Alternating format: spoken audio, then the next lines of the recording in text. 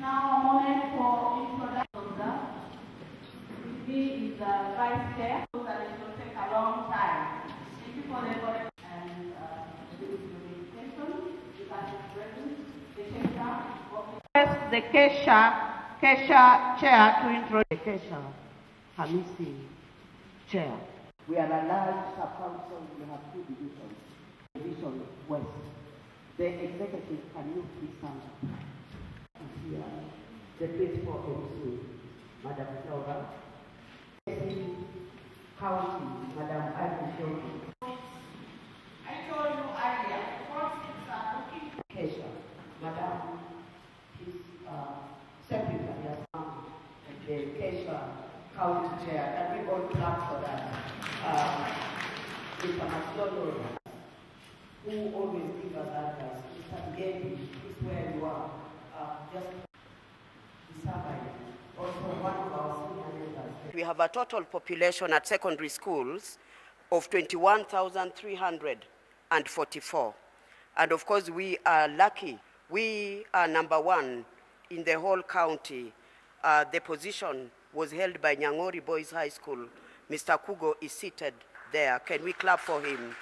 And then #3 in the whole county was Kitagwa, a school that I wish, Madam, you would visit with minimal infrastructure.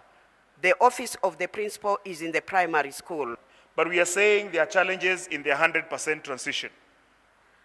The colleagues that are here, if you go to the dormitories where they have hosted your sons and daughters, they are extremely congested.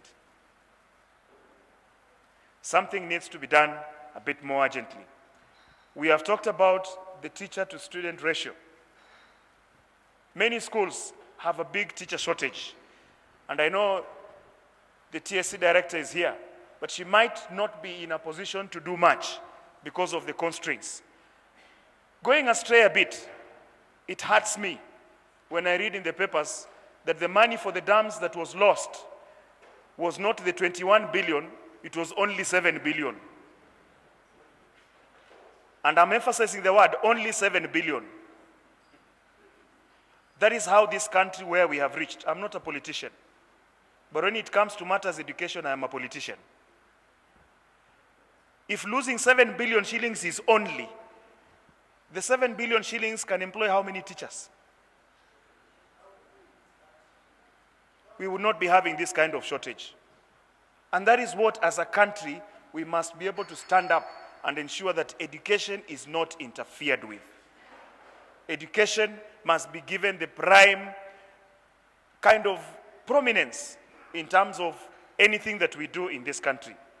Let us give principals the opportunity to govern the schools.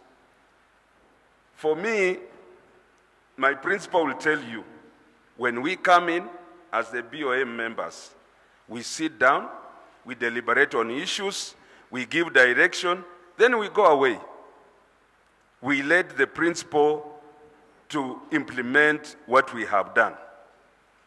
But the problem that we have now is that some of the BOM members want to micromanage schools. I'm sure TSC, when it posts a principal to a school, they have a mechanism of knowing that this principal can deliver. You find most parents wakipeleka mtoto shuleni ni hivyo. They don't want to know what is the homework given today, what were you taught, was your teacher in class? So the parents, to some extent, are hands-off. And I believe with my office and through the barazas, we are trying to urge them to be proactive in the development of their children. My name is Helen Nyangau, the County Director of Education. All schools are supposed to have title deeds under their names. So there is no other name that is supposed to be there.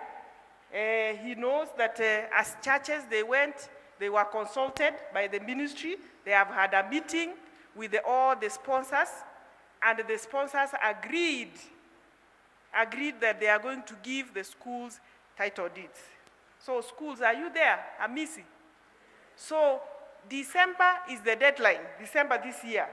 So the process has to be done so that by December, you have a title as a school. Who does that? The boards of management are the ones who are taking the lead. They have their CEO, who is the principal. To give his opening remarks. Just behind the dining on this side. Therefore, this is enough for us.